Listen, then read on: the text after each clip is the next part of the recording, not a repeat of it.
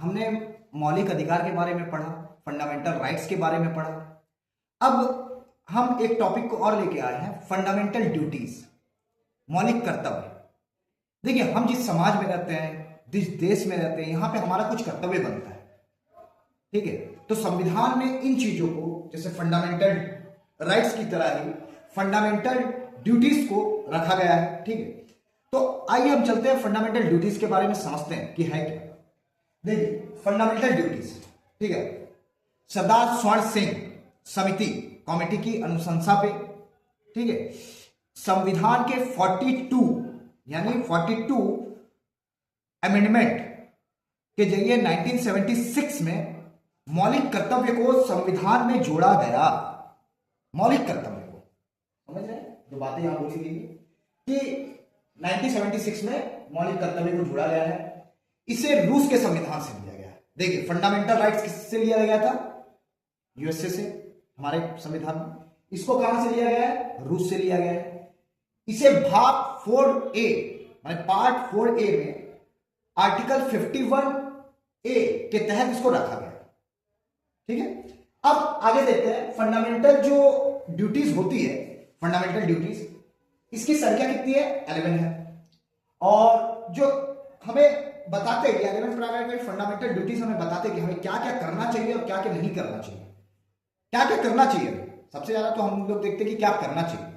तो आइए देखिए, प्रत्येक नागरिक का, हमारा, आपका, आप वीडियो देख रहे हैं, आप पढ़ रहे हैं, हम पढ़ा रहे हैं, जितने लोग काम कर रहे हैं, जो लोग भी है समाज में, जो भी तबके के लोग हैं, सबके लिए ये बातें कही गई है। क्या कही गई है ये बातें?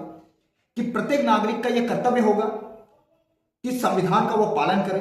प्रत्येक नागरिक का कर्तव्य है कि वो संविधान का पालन करे, उनके आदर्शों का, ठीक है, आदर्शों का पालन करे, संविधान के इंस्टीट्यूशन का, कॉन्स्टिट्यूशन जैसे इंस्टीट्यूशन हुआ, जो सरकारी इंस्टीट्यूशन है उनका, हमारे नेशनल फ्लैग का और नेशनल सॉन्ग का, ये सब का जो है हम लोग आदर करें। क्योंकि हम लोग देखते हैं जब 15 अगस्त होता है, 26 जनवरी मनाते हैं, कागज के झंडे टांग दिए जाते हैं, और जब खत्म हो जाता है वो गिरते हैं नीचे और उन्हीं वही तिरंगे बन जाता है, तो हम रिस्पेक्ट नहीं करते। तो ये सारी रिस्पेक्ट की चीजें जो हमें करनी चाहिए। दूसरी चीज है स्वतंत्रता के लिए जो लोग हमारे लिए लड़े हैं, राष्ट्रीय आंदोलन में जो सहयोग दिए, उनको प्रेरित करने वाले जो महान आदर्श लोग हैं, उन लोगों को हृदय में संजो के रखना। हमें अपने मन में उनके प्रति माने उनका जो प्यार है वो संजो के रखना, उनका रिस्पेक्ट करना। ये बताता है भारत के प्रभुता को, सार्वजनिकता को, भारत की एकता को, अखंडता को, इसकी रक्षा करें हम लोग। देश की रक्षा के लिए हमें तत्पर रहे हम सब। भारत के जितने भी लोग हैं, समरसता, समान भावना रखें, भ्रातृत्व की भावना रखें, ब्रदरहुड रहे, लोग एक दूसरे को भाईचारा से सम्मानित हो और उसका निर्माण करें हम लोग जितने ज्यादा हो सके। हमारी जो सामाजिक संस्कृति है, हमारी जो कल्चर है, गौरवशाली परंपरा है, उनका प्रशिक्षण करें, परीक्षण करें, परिरक्षण मतलब आप उसका अच्छे से रक्षा करें। प्राकृतिक जो पर्यावरण है उनकी रक्षा करना, उसका संवर्धन करना, वैज्ञानिक दृष्टिकोण से ज्ञान अर्जन की भावना का विकास करना। संपत्ति को, जो हमारी गवर्नमेंट की संपत्ति है, जो हमारी सरकारी संपत्ति है, उसको सुरक्षित रखें हम सब। व्यक्तिगत और सामूहिक जितनी भी गतिविधियां है, जितनी भी एक्टिविटीज है, जितने भी क्षेत्रों में आगे बढ़ने का सतत प्रयास करें हम सब, मिलकर आगे बढ़े। ऐसा नहीं कि कोई किसी को पीछे छोड़ रहा है, नहीं, सब मिलकर आगे बढ़े। गरीब और अमीर सब तबके में समानता का भाव रहे।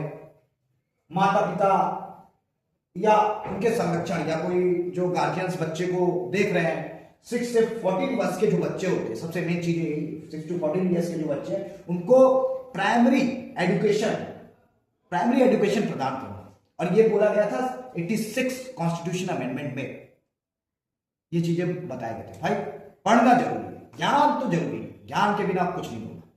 ये हमारी फंडामेंटल ड्यूटीज है जो हमें अपनानी चाहिए, और ये हम सबको अपनानी चाहिए, हमें भी, आपको, सबको, और सतत आगे बढ़ते रहना चाहिए। जय हिंद।